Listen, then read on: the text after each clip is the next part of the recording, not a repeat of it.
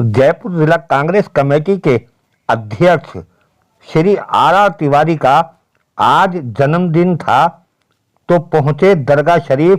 सैकड़ों कार्यकर्ताओं के साथ में चादर चढ़ाई। आइए जानते हैं उनसे कुछ राजनीति के बारे में और उनका कौन सा जन्मदिन है इसके बारे में। सीधा लेके चलते हैं हम श्री आर तिवारी जी के पास। वे कितने वर्ष के हो गए आप? मैं 70 क्रॉस करके 71 में 71 वाला पहला दिन है। जी जी जी। उस समय आपकी दस्तारबंदी की गई है यहाँ। आप कांग्रेस के बहुत जुझारू नेता हैं। मोदी जी इस वक्त कैसे घूम रहे हैं, अभी प्रियंका गांधी जी और अखिलेश यादव जी की बीवी दोनों वहाँ रोड शो कर रही थी, जहाँ से प्रधानमंत्री चुनाव लड़ रहे हैं। तो वो कह रहे हैं साहब वोटों के लिए मुद्रा कर रहे हैं।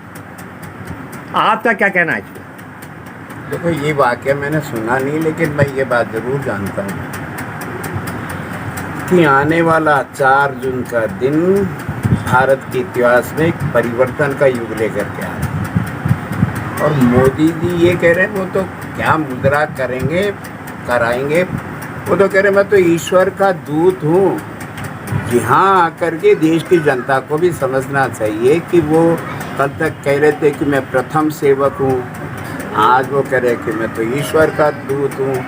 उनके चेले चपाटे कह रहे हैं कि भगवान जगन्नाथ भी जो दुनिया में पूरी का इलाका है जहाँ देश में नहीं अंतर्राष्ट्रीय स्तर पे बड़ा रथ निकलता है, वहाँ उनके एक चुनाव लड़ रहे हैं उनके चेले संबित पात्रा।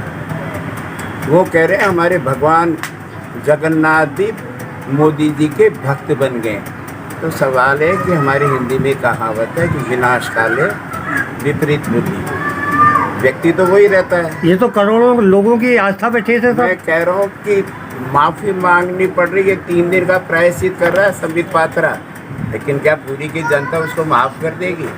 देश की जनता भी माफ़ नहीं करेगी। 4 जून को जो रिजल्ट आ रहे हैं ये भारतीय जनता पार्टी के ये भगवान स्वरूप मोदी जी और उनके चेले जो डबल इंजन की सरकार चलाते हैं 199 के फेरे में फंस जाएंगे। और अब की बार सरकार बन रही है इंडिया गठबंधन की। कितने ही कह लें 5 साल में 5 प्रधानमंत्री, भाई और बहनों।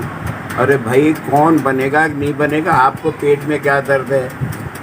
अगर आपने इनको जिता दिया तो एक भैंस आपके घर से चुरा करके मुसलमानों को दे देंगे, आपके घर की महिलाओं के मंगलसूत्र मुसलमानों को दे देंगे, ये सारे संसाधन मुसलमानों को दे देंगे। मैं कहता हूँ अगर भारतीय जनता पार्टी के पास में कोई डिबेटर हो और उनको 4 शब्दों के लिए अगर कह दिया जाए कि आप इन 4 शब्दों का उपयोग नहीं करेंगे, पहला मुसलमान शब्द आपके इस स्पीच में नहीं आएगा, दूसरा कब्रिस्तान इस स्पीच में नहीं आएगा, तीसरा पाकिस्तान इस स्पीच में नहीं आएगा, और चौथा 370 धारा नहीं आएगा।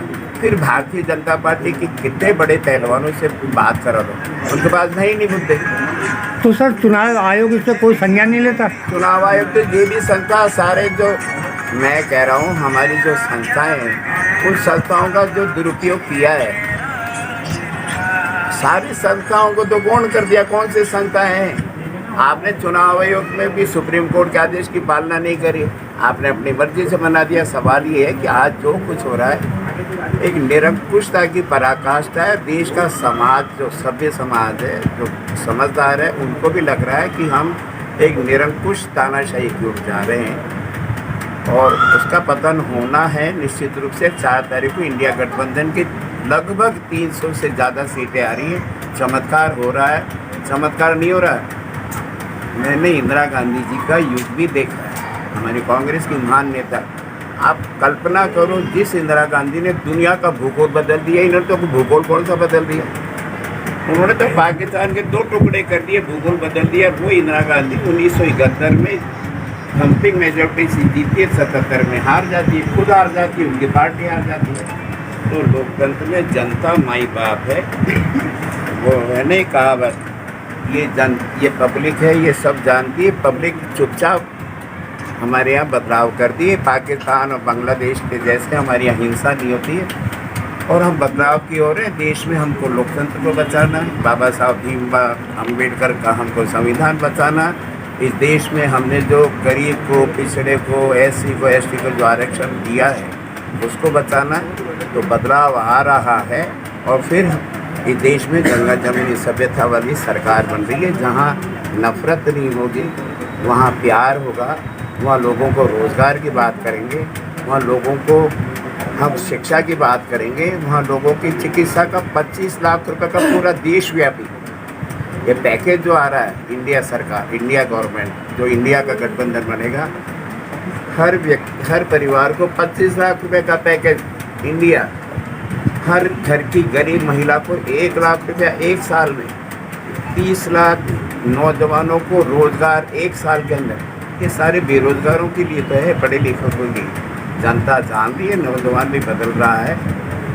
और मैं मान करके चल रहा हूँ कि सरकार अब जनता की आ रही है। निरंकुशता से हम बचना चाहते हैं, निरंकुशता खत्म होने वाली है। सर, राजस्थान में 25 सीटें हैं लोकसभा की, यहाँ से कितनी सीटें ला रहे हैं? कांग्रेस की कितनी सीटें आ रही? हम करीब 8 से 10 सीट जीत करके जा रहे हैं, जिनका बड़ा पंचर डबल इंजन की सरकार में। तो आपसे एक बात और कहता हूँ, उत्तर पूर्व राजस्थान भीषण गर्मी से झुलस रहा है और हमारा डबल इंजन का मुख्यमंत्री वोट चुनाव की राजनीति कर रहा है। यहाँ लू ताप से लोग मर रहे हैं, हमारे पास में कोई इलाज नहीं है। वो चुनावी दौरे में राजस्थान की जनता गांव ढाणी में मटके फोड़ रही है, पीने के पानी के लिए बर्तन लेकर के घूम रही है, पानी नहीं है। शहर में रोज कई घंटे बिजली जा रही है और इनके मंत्री कह रहे हैं कि नहीं, कहीं से बिजली जा ही नहीं रही है। झूठ का मुलम्मा है ना। मंत्री के घर में भी बिजली जा रही है, आईएएस के घर की भी बिजली जा रही है, लेकिन लिपअप होती। फिर उन्हें अगर शगुफा छोड़ देते हैं कि राजस्थान के मुसलमानों को हमने जो हमने गरीबी की रेखा में हमने जो दे रखी थी ओबीसी में, हम उनको निकालेंगे ताकि जनता पानी की समस्या से मुक्ति पाले, कम बिजली की। फिर वो मुसलमान शब्द ला करके चल कि राजस्थान में भी बंगाल का फार्मूला लाएंगे, क्योंकि बंगाल के लिए अभी हाई कोर्ट ने कहा है कि वो 2010 में जब मुसलमानों को उन्होंने ओबीसी के नाम पर जो आरक्षण दिया था वो हटाएंगे। तो राजस्थान में अरे भैया पानी दे दो, बिजली दे दो, शिक्षा दे दो।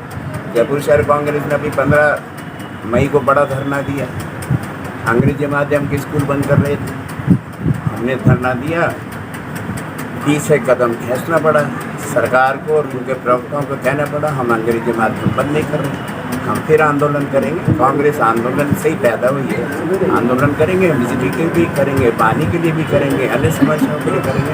इस भारतीय जनता पार्टी की डबल इंजन की सरकार को घुटनों पर लेकर। थैंक यू सर, समाचार नेटवर्क से बात करने के लिए बहुत बहुत शुक्रिया।